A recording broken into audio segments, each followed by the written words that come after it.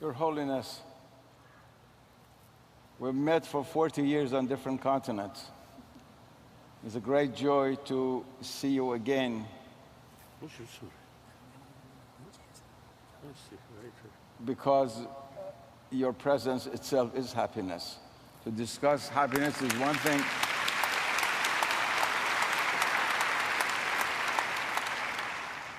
To discuss happiness is one thing, to be happy is something else.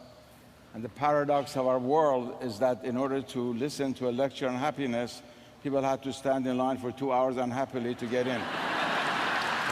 That's the world in which we live.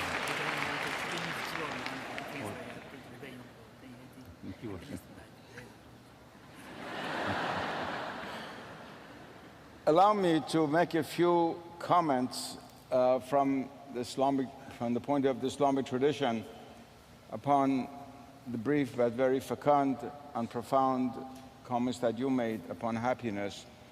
First of all, this division between physical happiness and meditational, I prefer that to mental happiness. If you allow me to use a presumptuous Buddhist term, which has a very deep Islamic resonance, one perhaps can talk about nirvanic happiness and samsaric happiness. But samsaric happiness is really a mirage, and it's that which we pursue most of our life. From the Islamic point of view, the word for happiness which appears in the Quran, sacred scripture of Islam, is the word Sa'ada, Sa'id, a whole series of terms which are related to each other, and is identified very clearly with the paradisal state. That is the state of those in paradise, in heaven. There are many other terms, of course, which have correspondences to Buddhist eschatology. You have written a wonderful book about this. Somebody should compare that with the Abrahamic eschatologies. But that means something very deep. That is, we live in a world in which we're not often happy, but we never leave the pursuit of happiness, which means itself that we're not really made for this world alone. The very fact that we are never fully satisfied with all the physical and psychological demands of our lower passionate soul means that we're not only that. So unhappiness itself is the proof, in a sense, of our spiritual character. Otherwise, everyone would be happy in doing everyday things. And every happiness that we seek outside of spiritual happiness comes to an end, and the ending is always sadness. What separates happiness from the experiences of life other than happiness is sorrow, longing, separation, termination, pain, all of these things, all of which mean that the state of happiness for those who only seek it in the samsaric world, in a sense, is always temporal finitude. It always comes to an end. And that is, I think, one of the deepest intuitions that all the religions of the world have presented to human beings. In Islam, we do not only talk about the pursuit of happiness, unless by pursuit you mean a kind of profession, but pursuit in the ordinary sense of pursuing, but the attainment of happiness. We are in this world not only to pursue happiness, but to attain it. Because there are some people who have the idea that it's life itself, or even the truth, there's no such thing as truth. I'm a philosopher, I speak for one moment as that. Just following the truth is enough. Whereas our traditions believe that what is important is to attain happiness, as Your Holiness have also said in so many of your writings. Then you pointed very briefly to something which is extremely important, and that is the levels of happiness. Happiness is not only one level. Everything in the deepest sense in our universe is layered, it's hierarchic, it's structured. I don't mean in a political sense, I mean in an inward sense, in the sense that you are the Dalai Lama and the simple peasant who doesn't have your knowledge at all in Tibet, and there are all levels in between. And happiness is the same way. Somehow our soul realizes that there are modes of happiness, and each human being characterizes his life according to what he or she conceives this mode of hierarchy to be. That what is it that makes me most happy? Then what is the second one? What is the third one? And people who go through life without being able to smile at the moment of death are usually those who've gotten the priorities wrong, have not been able to see this hierarchy. Of course, there's happiness in drinking a cold glass of water when we are thirsty. Not, of course, saying cola is happiness, which I received on the airplane as I was coming down here. I don't mean that.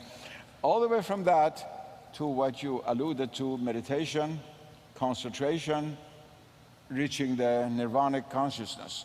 In the same way that we have levels of consciousness, there are levels of happiness. And happiness is the human being who through life can go through these various stages. Happiness, it does not preclude or exclude social happiness, but it is not only social happiness. Happiness has to start from within us. It's a happy human being who creates a happy ambience. A happy ambience does not necessarily create a happy human being. Let me just conclude, because I only have a few minutes to speak. In the philosophical sense, to be happy is to be oneself. And here the Islamic tradition emphasizes that God created us with a primordial nature, what we call din al-fitra or al-fitra in Arabic, with primordial nature. And that primordial nature was combined with joy and happiness. It was paradisal. And so, in a sense, happiness is our right, but not as fallen beings. We first have to rediscover that primordial nature. And life's goal is precisely to rediscover who we are. Once we know who we are happy. There are very few human beings in the modern world who are happy with themselves. I have many friends who go to some village in Afghanistan before it was bombed, or India or someplace, and see that people are happy. They say, what right do you have to be happy? You don't have television, you don't have refrigerator, you don't get stuck in 495 traffic like I do 5 hours a day in Washington. That part they don't say.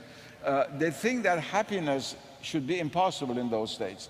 It's because they do not realize that these people are perhaps closer to being who they really are. They have also fallen, but not as much as this totally exteriorized modern human being who has to always concentrate all of his energies outwardly.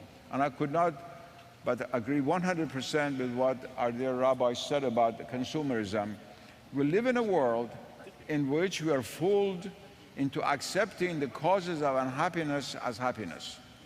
And that is one of the great tragedies which is resulting now in our destruction of the very environment in which we live. The environmental crisis is due to this substitution, really. It's to do, of course, to a false science of nature and all of those things, but also to a consumerist philosophy which believes that happiness is to have, is to want more and more. Once he was asked of a great Sufi master from Khorasan, what do you want? He said, I want not to want. That is the epitome of happiness.